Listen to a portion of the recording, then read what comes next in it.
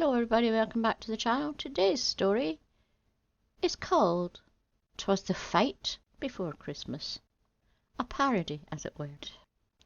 'Twas the fight before Christmas, when all through the house not a creature was smiling, not even a mouse. All the trouble had started that morning at 5, only 6 hours before all our guests had arrived. First Mum shouted at Daisy to vacuum the floor, before barking at Dad, "Nail that wreath to the door." Tossing tinsel at Daisy to hang on the tree, she chuckled tangled up tree lights at Sally and me, while her look of pure fear made it perfectly clear that her internet shopping still hadn't got here. Banning Instagram, Twitter, Snapchat and Facebook, she pulled out all the chargers and started to cook. "I'm fed up. You're all helping this year, not just me. We'll have such fun together. You just wait and see." When I burnt the mince pies, Mum started to frown. Then the smoke alarm shrieked and the fireman came round. When we tried to say sorry, Mum just shook her fist, sending Dad into town with an emergency list. When the bell rang, we answered. "Come in, Uncle Bob." He was grubby and scruffy and started to sob. "Happy Christmas? I think not. Your aunt took the lot, both the kids and my pension, and, worse still, my yacht." Auntie Sue arrived next in a spanking new Porsche, telling Mum life is such fun since I got my divorce. Luke and Tara, our cousins, said, "Move aside, dork. Roll on New Year when we're off to New York." While Mum's look of pure fear made it perfectly clear that her internet shopping still hadn't got here. Gran came next day, clearly vexed and in need of a wee. Grandad slumped on the sofa and yelled for his tea. Techno Beats told us Uncle Trev and Pat were here. Trev cranked up his music and opened a beer.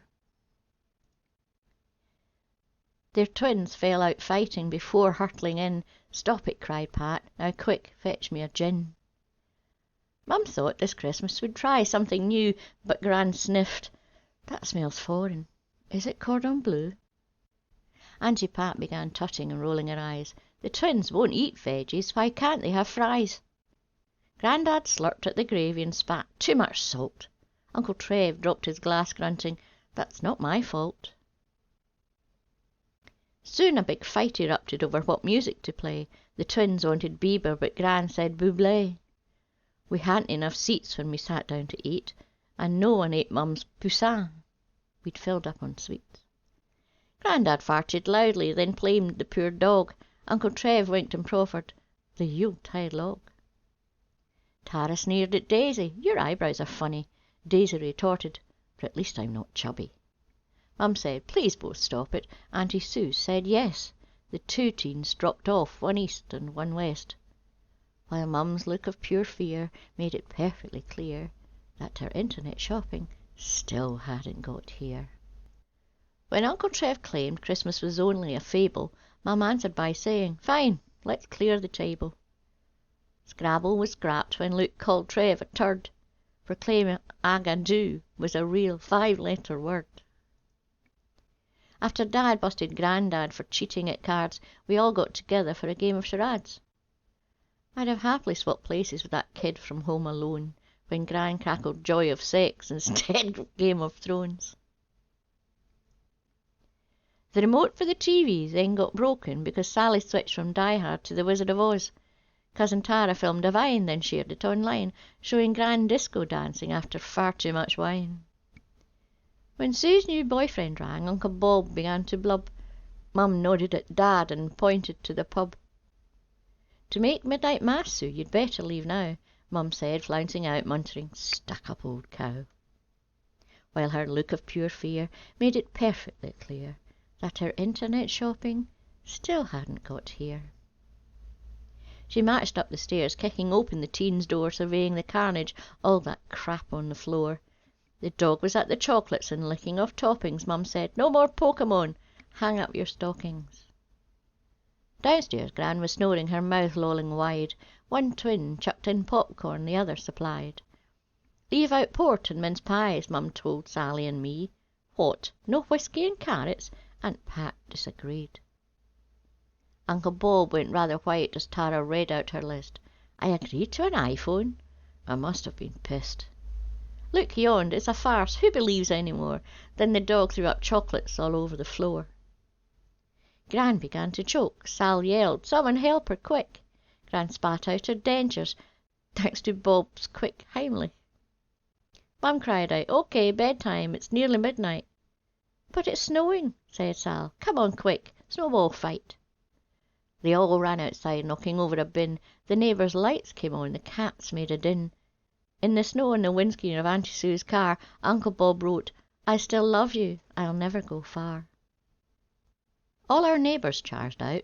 Dad told them to F off. Uncle Trev threw the first punch, then bish, bash, boff. "Hey, what's that?" I then asked, pointing up to the sky. I stared up at a light zooming down from on high. Over the roofs of the houses came a noise like a moan. Was it a plane, or a monster, or an Amazon drone? Snowballs hurled from the ground made the objects swerve right and flip over and down, all because of our fight. A loud screech and a yell with sleigh bells all jingly. The driver was launched head first into our chimney.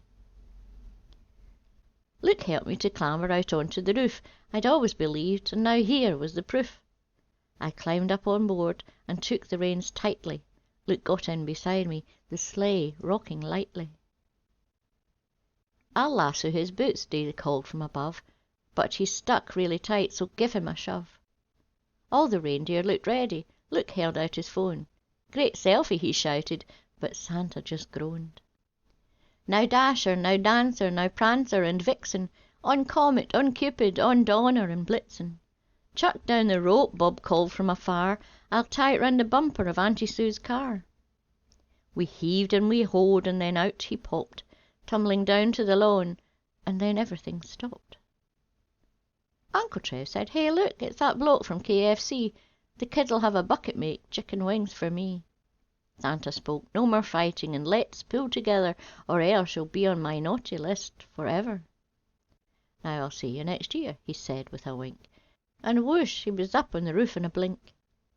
He sprinkled magic on the adult, saying there was no Santa here, before telling us kids, "Excuse me, I'm busy." That didn't rhyme. Then what to our wondrous eyes should appear but the internet order, the last of the year. "I'm late," said the driver, "but you'll find everything wrapped." Mum cried, "Oh, thank goodness." Everyone clapped. In the doorway Dad stopped for a mistletoe kiss, telling Mum, "Pucker up, you're my number one wish." Gran said, "Who wants a nightcap? Make mine a sherry." "I'll do cocoa for the kids," said Pat. "Won't that be merry?" And then I saw Santa on his sleigh in the sky. He looked down and grinned and waved me goodbye. And I heard him exclaim ere he drove out of sight, "Happy Christmas to all, and to all a good night." The end. Don't forget to like and subscribe and press the wee bell notification. And a huge big thank you to all my subscribers, patrons and members. See you next week. Bye bye.